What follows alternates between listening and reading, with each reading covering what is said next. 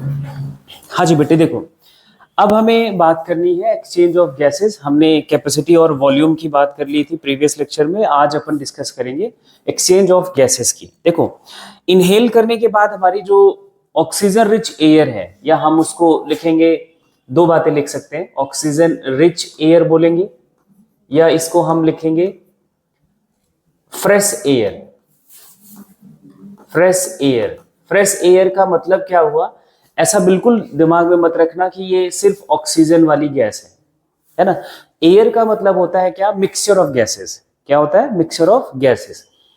इस fresh air में या ऑक्सीजन रिच एयर में ऑक्सीजन का पार्शियल प्रेशर ज्यादा होगा, CO2 का पार्शियल प्रेशर कम होगा, और जो गैसेस होती हैं उनसे हमारा कोई लेना देना नहीं है। जैसे सबसे ज्यादा कौन सी गैस होती है, नाइट्रोजन गैस। ठीक है, तो इस फ्रेश एयर में partial pressure of oxygen is more as compare to CO2। तो या CO2 की बात ना करें तो ज्यादा होता है। ठीक है, इतनी बात याद रखनी है। फ्रेश एयर या ऑक्सीजन रिच एयर, जो आपने एयर इनहेल करा वो क्या, कौन सा एयर था, फ्रेश एयर था। एयर आपका आउटसाइड द एटमॉस्फेयर, ये आता है इस एल्वियोलाई में। एल्वियोलाई में ऑक्सीजन रिच एयर है, एंड एल्वियोलाई की सरफेस जो है, इनके सरफेस पर बाहर ब्लड सप्लाई बहुत होता है। ब्लड वेसल्स आती हैं and that divide into finally arteries, capillaries में डिवाइड हो जाती हैं। एंड जो ब्लड यहाँ लंग्स को आता है, कौन सी ब्लड वेसल लेके आती है, तो आप बोलोगे पल्मोनरी आर्टरी। कौन सी, पल्मोनरी आर्टरी। इसमें जो ब्लड में जो गैसेस होती हैं, it has more partial pressure of CO2 and less partial pressure of O2। अब जो आपने इनहेल करी है एयर, वो वाली एयर ये है जिसमें ऑक्सीजन का पार्शियल प्रेशर ज्यादा है, CO2 का पार्शियल प्रेशर कम है। एंड हमने ये बात बहुत पहले से पढ़ी हुई है, डिफ्यूजन ऑफ गैसेस हमेशा higher partial pressure to lower partial pressure होगा। तो क्या होगा, फ्रेश एयर की तरफ चली जाएगी जो आपने इनहेल करी है। मैं यहाँ, ये तो आपका पूरा एल्वियोलाई दिखाया गया, यहाँ लिखूं तो फ्रेश एयर आपकी जो है वो इधर आएगी, इधर आएगी, इस एल्वियोलाई के पास आएगी। ब्लड में जो एयर है उसका कॉम्पोजिशन ऐसा है, और यहाँ ऑक्सीजन का पार्शियल प्रेशर ज्यादा है, CO2 का पार्शियल प्रेशर कम है। तो आपकी कार्बन डाइऑक्साइड इधर चली आएगी, डिफ्यूजन की प्रोसेस से ऑक्सीजन आपका ब्लड में चला जाएगा। कहाँ चला जाएगा, ब्लड में चला जाएगा। तो ये जो ब्लड है जिसमें CO2 का पार्शियल प्रेशर ज्यादा है, ऑक्सीजन का पार्शियल प्रेशर ज्यादा है, इस ब्लड के लिए हम वर्ड यूज करते हैं इम्प्योर ब्लड। क्या लिखोगे, इम्प्योर ब्लड, या इसी के लिए वर्ड एक और लिखा जाता है डीऑक्सीजनेटेड ब्लड। डीऑक्सीजनेटेड ब्लड, ठीक है, डीऑक्सीजनेटेड ब्लड लिखते हैं। अब जब ये एक्सचेंज हो जाएगा, है ना, तो ये ब्लड हमारा क्या हो जाएगा, ब्लड का कंडीशन ऐसा हो जाएगा जिसमें CO2 का पार्शियल प्रेशर कम हो जाएगा और ऑक्सीजन का पार्शियल प्रेशर ज्यादा हो जाएगा। तब इस ब्लड को हम बोलेंगे, जो ये हमारा गैसेस एक्सचेंज होने के बाद, है ना, तो ये जो ब्लड होगा दैट इज प्योर ब्लड। इसको हम क्या लिखेंगे, प्योर ब्लड। ये प्योर ब्लड कहा जाता है, या इसको हम लिखेंगे ऑक्सीजनेटेड ब्लड। तो बात क्लियर हो गई। तो ऑक्सीजनेटेड, डीऑक्सीजनेटेड ब्लड जो हमारा है पल्मोनरी आर्टरी से जो आया, जो एल्वियोलाई के ऊपर कैपिलरीज हैं, that has deoxygenated blood. By the exchange of gases, deoxygenated blood gets converted into oxygenated blood. ठीक है, तो site of exchange of gases क्या है, एल्वियोलाई, ये हमें पता है। Alveoli are the primary site of exchange of gases. Exchange of gases also occur between blood and tissue. एक यहाँ एक्सचेंज होता है, दूसरा वो प्योर ब्लड जब टिश्यूज के पास पहुंचेगा तो सेल्स के बीच भी यही एक्सचेंज होता है। अब आपके इस ऑक्सीजनेटेड ब्लड में ऑक्सीजन का कंसेंट्रेशन, पार्शियल प्रेशर ज्यादा है, CO2 का पार्शियल प्रेशर कम है, और जब हमारा सेल्स की बात करें, that is represent as a tissue, इसमें सेलुलर रेस्पिरेशन होगा, CO2 का पार्शियल प्रेशर ज्यादा होगा, ऑक्सीजन का पार्शियल प्रेशर कम होगा। तो यहाँ भी वही कि आपका जो ये ऑक्सीजन है ब्लड से वो टिश्यूज के पास आ जाएगा या सेल्स के पास आ जाएगा, कार्बन डाइऑक्साइड ब्लड में चला जाएगा तो ब्लड बिकम डीऑक्सीजनेटेड। ब्लड कैसा हो जाएगा?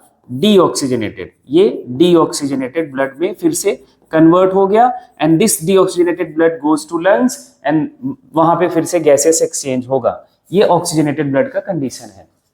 तो दो जगह गैसेस एक्सचेंज होते हैं, एक alveoli and alveolar sac and blood के बीच, दूसरा ब्लड एंड टिश्यूज के बीच। तो दो जगह आपका एक्सचेंज यहाँ ध्यान रखना है। अब देखना, oxygen and CO2 are exchange in these sites by simple diffusion. Simple diffusion हमने पढ़ा हुआ है, हमेशा molecule higher concentration to lower concentration जाता है। एंड गैसेस के केस में हम पार्शियल प्रेशर वर्ड यूज करेंगे। क्या वर्ड यूज करेंगे? Partial pressure.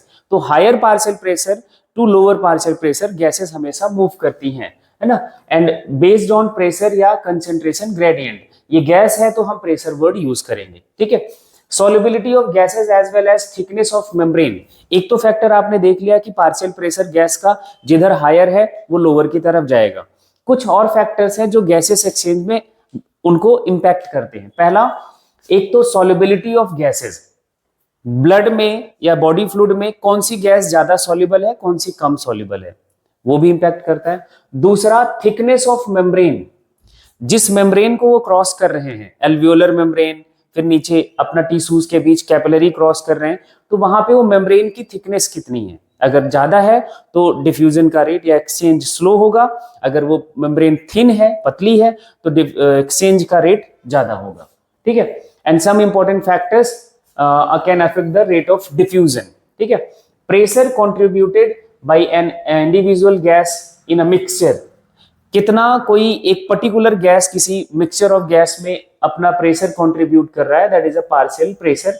इसको हम पार्शियल प्रेशर लिखते हैं एंड इसको रिप्रेजेंट किया जाता है जैसे ये स्मॉल p के साथ oxygen, that is a partial pressure of oxygen, and small p के साथ carbon dioxide, partial pressure of carbon dioxide. Partial pressure of these two gases in atmosphere, atmospheric air and site of जो आपका diffusion है वो यहाँ पे दिया हुआ है डाटा। जैसे पार्शियल प्रेशर ऑफ ऑक्सीजन की बात करें, एटमॉस्फेरिक एयर में 159 है, एल्वियोलाई में 104 है, मतलब इनहेल करने के बाद आपकी जो एल्वियोलाई में एयर पहुंचता है वहां पार्शियल प्रेशर ये mmHg में है, ऑक्सीजन का इतना होता है। डीऑक्सीजनेटेड ब्लड में 40 है एंड ऑक्सीजनेटेड ब्लड में 95 एंड टिश्यूज में 40 है, ठीक है। And partial pressure of CO2 air में 0.3 एंड इधर एल्वियोलाई में 40, डीऑक्सीजनेटेड ब्लड में 45 एंड ऑक्सीजनेटेड में 40 एंड देन टिश्यूज में 45। अब एक पिक्चर ये आपके सामने है, यही पिक्चर आपको क्लियर करनी है, दैट्स इट, सारी कहानी खत्म। यही पिक्चर आपके दिमाग में फिट हो गई, एक्सचेंज ऑफ गैसेस क्लियर है। देखो ये आपने एयर इंस्पायर किया, इनहेल किया, ठीक है। जो इनहेल किया एयर में, जब पार्शियल प्रेशर ऑफ ऑक्सीजन की बात करेंगे तो कितना था? 159, यही था। आपने इनहेल किया तो कुछ ऑक्सीजन का पार्शियल प्रेशर डिक्रीज कर जाता है और एल्वियोलाई में पहुंचते पहुंचते कितना रहता है? 104 mmHg। ये mmHg में है, ये इसका यूनिट भी हमें पता होना चाहिए, ठीक है, मर्करी स्केल पर है। और एल्वियोलर जो एल्वियोलस में एयर है उसमें CO2 का पार्शियल प्रेशर 40 mmHg है, ठीक है। ये एल्वियोलाई की कंडीशन हो गई। अब देखो ब्लड, जो आपके ये आप देख रहे हो पल्मोनरी आर्टरी, ये इम्प्योर ब्लड लेके आती है लंग्स की तरफ। लंग्स को ब्लड लेके कौन आती है? Pulmonary artery. हार्ट से एक ऑर्गन तक कोई आर्टरी लेके आती है ब्लड, उसका नाम क्या है? Pulmonary artery. अब यहाँ पे जो ब्लड है that is the deoxygenated blood. ये कैसा ब्लड है? डीऑक्सीजनेटेड ब्लड है। अब इस डीऑक्सीजनेटेड ब्लड में पार्शियल प्रेशर ऑफ CO2 और पार्शियल प्रेशर ऑफ O2 हमें पता होना चाहिए। वो आप यहाँ देखो इस चार्ट से, partial pressure of O2 40 D और पार्शियल प्रेशर ऑफ CO2 45, मतलब डीऑक्सीजनेटेड ब्लड में पार्शियल प्रेशर ऑफ O2 कितना? 40 and partial pressure of CO2 कितना? 45 mmHg। ये यूनिट जरूर लिखना होता है ना। तो ये इनका पार्शियल प्रेशर है। अब देखना, अब इस एल्वियोलाई से और डीऑक्सीजनेटेड ब्लड से हम कंपेयर करते हैं एक एक गैस को। पार्शियल प्रेशर ऑफ ऑक्सीजन 104 और यहाँ पे 40। हायर पार्शियल प्रेशर कहाँ पे है? एल्वेलाई में है, that means oxygen comes into blood. Partial pressure of CO2 40 और इधर 45, तो पार्शियल प्रेशर ऑफ CO2 कहाँ ज्यादा है? डीऑक्सीजनेटेड ब्लड में, that means CO2 goes into alveolus. ठीक है, तो ये गैसेस एक्सचेंज हो गया, that is a gases exchange. अब आपका ये गैसेस एक्सचेंज होने के बाद ये क्या बनेगा? Oxygenated blood. Oxygenated blood. अब ऑक्सीजनेटेड ब्लड में पार्शियल प्रेशर हमें पता होना चाहिए क्या होता है, किसका? ऑक्सीजन का और कार्बन डाइऑक्साइड का। तो 95 ऑक्सीजन 40 CO2। अब यहां देखो ऑक्सीजनेटेड ब्लड में partial pressure of oxygen 95 and partial pressure of CO2 that is the 40, है ना। अब ये ब्लड हमारा कहां आएगा? इधर अपने लेफ्ट ऑरिकल में, लेफ्ट ऑरिकल से लेफ्ट वेंट्रिकल में, लेफ्ट वेंट्रिकल बॉडी पार्ट्स में पंप कर देगा। लेफ्ट वेंट्रिकल जब पंप करेगा तो ये ब्लड देखो आएगा आपके टिश्यूज के पास, बॉडी के हर टिश्यूज के हर सेल तक जाएगा। अब इसमें ऑक्सीजनेटेड ब्लड में हमने ऑक्सीजन का, किसका? ऑक्सीजन का और CO2 का पार्शियल प्रेशर हमें पता है कितना है, 95 और 40। अब जरा टिश्यू का हाल देखना, टिश्यूज में देखेंगे ये पार्शियल प्रेशर ऑफ किसका लिखा हुआ है? ऑक्सीजनेटेड ब्लड का। यहां देखोगे तो आपके टिश्यूज में या सेल्स में partial pressure of oxygen and CO2 कितना है? Partial pressure of oxygen 40 and partial pressure of CO2 is 45। अब कंपेयर करो, ऑक्सीजन का कंपैरिजन देखें तो इस ऑक्सीजनेटेड ब्लड में ऑक्सीजन का पार्शियल प्रेशर ज्यादा है, 95 है, यहाँ पे 40 है, that means oxygen comes into cell या टिश्यू। ठीक है, अब यहाँ partial pressure of carbon dioxide देखो 45 है, इधर 40 है, that means carbon dioxide goes to blood, है ना। तो ये गैसेस एक्सचेंज यहाँ हो गया। तो दो साइट है एक्सचेंज की, एक एल्वियोलाई एंड ब्लड के बीच, दूसरा ब्लड एंड टिश्यूज के बीच। तो पार्शियल प्रेशर के अकॉर्डिंग ही होता है, क्लियर है। अब ये फिर से ब्लड आपका कैसा हो गया? Deoxygenated blood. एक्सचेंज होने के बाद पार्शियल प्रेशर ऑक्सीजन का 40 हो जाएगा, CO2 का 45 हो जाएगा। ठीक है, मतलब partial pressure of oxygen exchange होने के बाद कम हो जाएगा, CO2 का इंक्रीज हो जाएगा। ये आपका इम्प्योर ब्लड हो गया। सारी बात यही यहाँ पे लिखी हुई है। ठीक है, ये आपका एक्सचेंज ऑफ गैसेज है। अब कुछ पॉइंट्स यहाँ पे दिए हुए हैं, वो ध्यान से देख लो। ये जो आपका कंसेंट्रेशन ग्रेडियंट है वो आपको एक्सचेंज समझ आ गया, कोई इसमें डिस्कशन वाली बात नहीं है।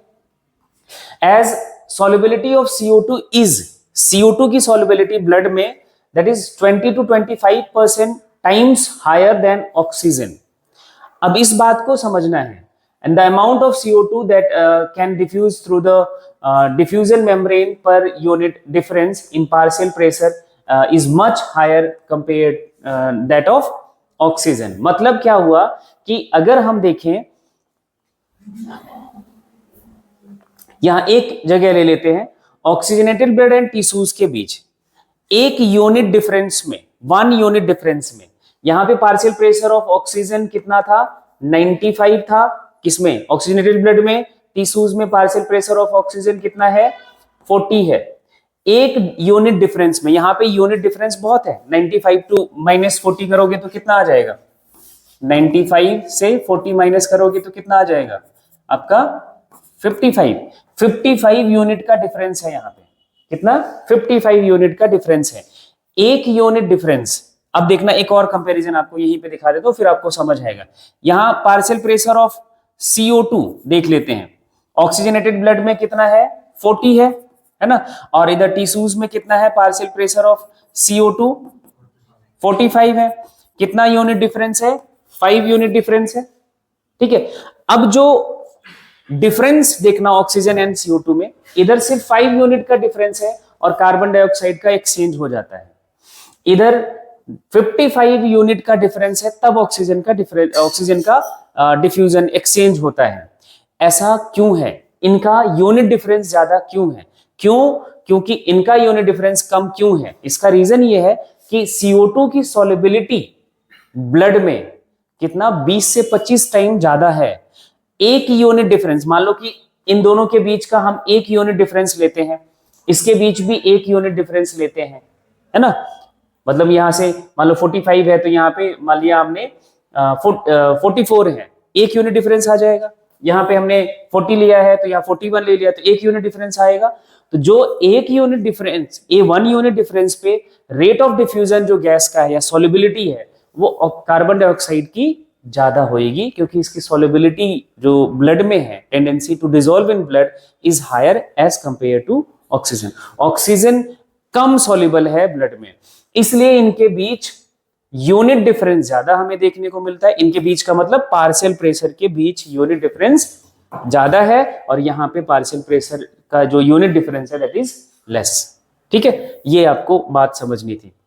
दूसरा, डिफ्यूजन रेट 3 मेजर लेयर्स पर डिपेंड करता है। जो डिफ्यूजन मेम्ब्रेन है वो 3 लेयर्स की बनी होती है, यहाँ एल्वियोलाई और ब्लड कैपिलरी के बीच दिखाया गया है। पहला, स्क्वेमस एपिथेलियम से बना हुआ एल्वियोलाई का लेयर। ये एल्वियोलाई की जो सेल्स, एक सिंगल सेल थिकनेस वॉल बनी होती है, जिसे हम क्या बोलते हैं, सिंपल स्क्वेमस एपिथेलियम से बनी होती है, फ्लैट सेल से बनी होती है।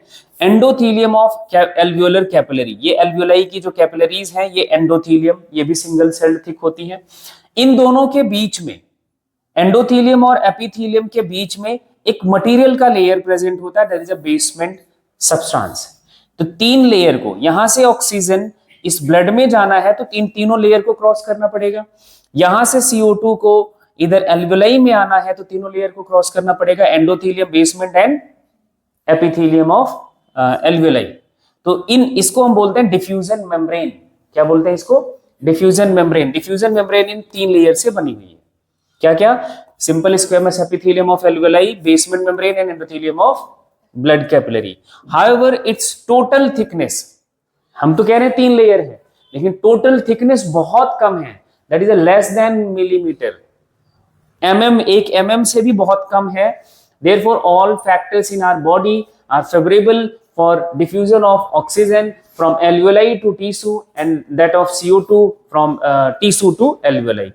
एल्वियोलाई से ब्लड में और उधर आपका ब्लड से टिश्यू में ये गैसेस एक्सचेंज चलता रहता है। That is all about gases exchange. Gases exchange takes place only at alveoli on respiratory surfaces because, इसके रीजन अगर पूछे जाते हैं तो पहला, एक तो ये कैपिलरी की बहुत ज्यादा सप्लाई होती है एल्वियोलाई के चारों तरफ। दूसरा, एल्वियोलाई बहुत ज्यादा लार्ज सरफेस एरिया बनाता है। हाँ, एक बात और याद रखना है कि हमारे लंग्स में जो टोटल नंबर ऑफ एल्वियोलाई है, टोटल नंबर ऑफ एल्वियोलाई है, एल्वियोलाई का अगर हम सरफेस एरिया निकालें तो वो लगभग एक टेनिस कोर्ट के एरिया के बराबर होता है। दोनों लंग्स के एल्वियोलाई का सरफेस एरिया टोटल कर लें तो एक टेनिस कोर्ट के सरफेस एरिया के बराबर होता है। ठीक है, इतना सरफेस एरिया ये हमें देता है। तीसरा रीजन है कि जो हमारी रेस्पिरेटरी मेम्ब्रेन है, डिफ्यूजन मेम्ब्रेन है, that is less than 1 mm, तो एक बहुत थिन मेम्ब्रेन है तो गैसेस एक्सचेंज हो जाता है।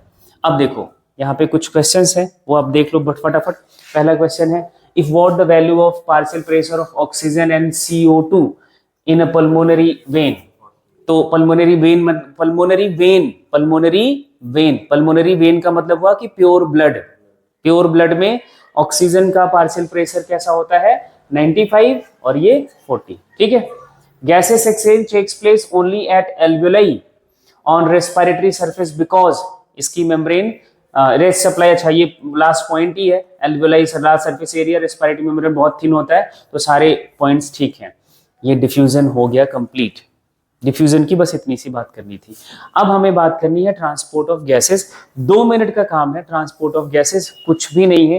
ट्रांसपोर्ट ऑफ गैसेस आपने कंप्लीट करा हुआ है, मैं बता रहा हूं कब, जब आपने पढ़ा था क्या, सर्कुलेटरी सिस्टम। सर्कुलेटरी सिस्टम जब हम पढ़ते हैं, आरबीसी पढ़ते हैं, ब्लड की बात करेंगे, आगे करेंगे, तो वहां पे भी हमें ये सब कुछ दोबारा से पढ़ना है। यहां सिर्फ हमें ये देखना है कि ऑक्सीजन कैसे ट्रांसपोर्ट किया जाता है। तो ब्लड एक मीडियम है हमारी बॉडी का ट्रांसपोर्ट करने का, ऑक्सीजन एंड CO2 यही ट्रांसपोर्ट करता है। अब देखना, 97% of CO2 transported by RBCs. हाँ, 97% ऑफ O2, सॉरी है ना, 97% ऑफ O2 आपका आरबीसी ट्रांसपोर्ट करता है। 3% जो ऑक्सीजन बचा ये डिसॉल्व स्टेट में, ब्लड का जो दो कंपोनेंट होता है, ब्लड प्लाज्मा एंड सेल्स में एक आपने देख लिया आरबीसी एक सेल है ना, तो प्लाज्मा में 3% डिसॉल्व होके ऑक्सीजन हमारी ट्रांसपोर्ट हो जाती है थ्रू आउट द बॉडी। लेकिन जब CO2 की बात करेंगे तो ये 3 कंडीशन में ट्रांसपोर्ट होता है। 20 से 25% CO2 ट्रांसपोर्ट करा जाता है आरबीसी से, 70% CO2 ट्रांसपोर्ट करा जाता है एज अ बाइकार्बोनेट फॉर्म, मतलब ये प्लाज्मा में इस फॉर्म में ट्रांसपोर्ट किया जाता है HCO3 single minus, bicarbonate ion के फॉर्म में, ठीक है। एंड लगभग 7% CO2 कैरी करा जाता है डिसॉल्व स्टेट में, that is a minimum. Maximum CO2 is transported in blood as a bicarbonate ion. 20 to 25% RBC के पास एक पिगमेंट हमने पढ़ा होता है, दैट इज द हीमोग्लोबिन। जब ये हीमोग्लोबिन ऑक्सीजन के साथ जुड़ता है तो एक मॉलिक्यूल बनाता है, अनस्टेबल मॉलिक्यूल बनाता है, that is not a stable molecule, that is oxy haemoglobin. इसको हम क्या बोलते हैं? Oxy haemoglobin. तो ये एक अनस्टेबल मॉलिक्यूल है, ये ध्यान रखना। ये फिर से ब्रेक होता है द सेम वही हीमोग्लोबिन और ऑक्सीजन में, और जो एक्चुअल इक्वेशन है वो ये है Hb4 + 4O2 that is Hb4O8। ये एल्वेलाई और टिश्यू दोनों में बनता है, ठीक है। एल्वेलाई पे भी होता है ब्लड के साथ, और टिश्यू के लेवल पे जहां एक्सचेंज चलता है, ठीक है। अब देखना, as much oxygen comes in blood from air, it is approximately 3% dissolved in blood plasma, remaining ये अपना ऑक्सी के साथ हीमोग्लोबिन के साथ ऑक्सी हीमोग्लोबिन बना लेता है। Oxygen can bind haemoglobin in reversible manner to form oxy haemoglobin. Reversible manner मतलब जुड़ के बनाता है, फिर फर्दर वो ब्रेक हो जाता है। Haemoglobin is a red coloured ये पिगमेंट है जो हमारे आरबीसी में प्रेजेंट होता है। हीमोग्लोबिन 4 यूनिट से बना होता है ना। Each unit has 1 Fe double plus ion, मतलब that is a ferrous ion. कौन सा आयन होता है? फेरस आयन होता है। Each haemoglobin can carry maximum of 4 molecule of oxygen. एक हीमोग्लोबिन का मॉलिक्यूल 4 ऑक्सीजन के मॉलिक्यूल को कैरी कर सकता है, ठीक है। ये बात हो गई हमें क्लियर। अब आगे का जो डिटेल है वो थोड़ा इंपॉर्टेंट है। 1 ग्राम हीमोग्लोबिन, 1 ग्राम हीमोग्लोबिन आपका ट्रांसपोर्ट करता है 1.34 ml ऑफ ऑक्सीजन। ये हमें डाटा याद होना चाहिए, बहुत इंपॉर्टेंट है। 1 ग्राम haemoglobin can carry 1.34 ml of oxygen, and 100 ml of blood contain 15 gram of haemoglobin. या ब्लड टेस्ट करवाते हैं तो नॉर्मल जो रेंज होता है, ये नॉर्मल वैल्यू है, 15 ग्राम होना चाहिए। 15 ग्राम ऑफ हीमोग्लोबिन होता है, मतलब आपका 100 ml ब्लड कितना ml ऑफ ऑक्सीजन कैरी करेगा? That is about 20 ml of oxygen आप यहां से निकाल लोगे। 1 ग्राम हीमोग्लोबिन 1.34, तो 15 ग्राम कितना हीमोग्लोबिन? तो आप 1.34 से मल्टीप्लाई कर दोगे तो इतना लगभग वैल्यू आएगी। पॉइंट में कुछ आता है 20 पॉइंट समथिंग आता है, तो 20 ml ऑफ ऑक्सीजन आपका 100 ml of blood oxygen transport करता है, ठीक है। लेकिन उसके बाद सुनो, अब in a conducting cycle blood gives its 25% of oxygen. इतना तो ट्रांसपोर्ट कर सकता है। 20 ml of oxygen 100 ml blood transport कर सकता है, लेकिन एक बार साइकिल होने में, मतलब ऑक्सीजन से ब्लड लोड हुआ लंग्स में, वो लंग्स से ब्लड आया अपना टिश्यूज के पास, तो सिर्फ 25% ऑक्सीजन वो डिलीवर करता है, एंड अगेन वो 75% लेके चला जाता है। इसलिए आपने देखा था डीऑक्सीजनेटेड ब्लड में भी ऑक्सीजन का पार्शियल प्रेशर था, ठीक है। तो ये 25% जो ऑक्सीजन है वो टिश्यूज को देता है, एंड रेस्ट ऑफ 75% वो कैरी करता है, so that 100 ml of oxygenated blood delivers around 100 ml of blood कितना 20 ml ऑक्सीजन ट्रांसपोर्ट करता है, कैरी करता है, तो उसका 25% कितना 5 ml, तो 5 ml ऑफ ऑक्सीजन आपका 100 ml ऑफ ब्लड टिश्यूज को ऑक्सीजन डिलीवरी करता है एक साइकिल में। ठीक है, ये बात आपको याद रखना है। ये नॉर्मल फिजियोलॉजिकल कंडीशन की बात चल रही है, एबनॉर्मल में ये थोड़ा बढ़ जाता है। एबनॉर्मल का मतलब जब बॉडी को ऑक्सीजन डिमांड बढ़ती है। Binding of oxygen with haemoglobin is primarily related to partial pressure. जो ये ऑक्सीजन और हीमोग्लोबिन की बाइंडिंग है मेनली ये डिपेंड करती है पार्शियल प्रेशर पर, कि पार्शियल प्रेशर ऑक्सीजन का ज्यादा है तो ज्यादा बाइंडिंग होएगी, कम है तो कम बाइंडिंग होएगी। ठीक है, but partial pressure of CO2, अब ध्यान से जो पढ़ना है ये बात आपके लिए बहुत जरूरी है। Partial pressure of CO2 hydrogen ion मतलब H+ ion concentration and temperature, तीसरा temperature are the other factor which can interfere with its this binding. मतलब CO2 का पार्शियल प्रेशर अगर ज्यादा है तो ऑक्सीजन का हीमोग्लोबिन के साथ बाइंडिंग डिक्रीज कर जाता है। H+ का कंसेंट्रेशन ज्यादा होता है अगर बॉडी फ्लूइड में, then that also decreases the binding of oxygen with haemoglobin. And third one that is the most important, temperature अगर बॉडी का ज्यादा है that also decreases the binding of oxygen with haemoglobin. इसलिए जब fever होता है तो हमारा ब्रीदिंग रेट बढ़ जाता है, क्योंकि जब बाइंडिंग डिक्रीज हो गया तो डिलीवरी भी तो कम हो जाएगी ऑक्सीजन की टिश्यूज को, और जब टेम्परेचर बढ़ा डिलीवरी कम हो गई और बॉडी को ऑक्सीजन की नीड ज्यादा है तो ब्रीदिंग रेट तो बढ़ेगा ही बढ़ेगा। ठीक है, ये प्रॉब्लम आती है और कुछ नहीं है। इसलिए आप देखो इस बात से आपको ना कुछ प्रिवेंशंस अपने लिए अप्लाई करना चाहिए। हम उस कंडीशन में कभी ना रहे जहां पे पार्शियल प्रेशर ऑफ CO2 ज्यादा हो। हाइड्रोजन कंसेंट्रेशन अपनी बॉडी फ्लूइड में ज्यादा ना करें, मतलब आपको एसिडिक फूड ज्यादा नहीं लेना चाहिए। हमारी बॉडी का जो मीडियम है वो बेसिक होना चाहिए। जैसे आपने सुना होगा कि अब अल्कलाइन वाटर भी आता है। अल्कलाइन वाटर का मतलब that has pH value less than more than 7, है ना, तो जिसमें H+ कंसेंट्रेशन, ऐसा पानी जिसमें H+ कंसेंट्रेशन डिक्रीज होता है, कम होता है, तो अल्कलाइन वाटर पीने का ये मतलब होता है। ठीक है, तो आपकी बॉडी को ऑक्सीजन सप्लाई बढ़िया होएगी, डिलीवरी अच्छी होएगी, ये इस वजह से करते हैं। और हाई टेम्परेचर पे रहना तो देखो वैसे भी सुटेबल नहीं है।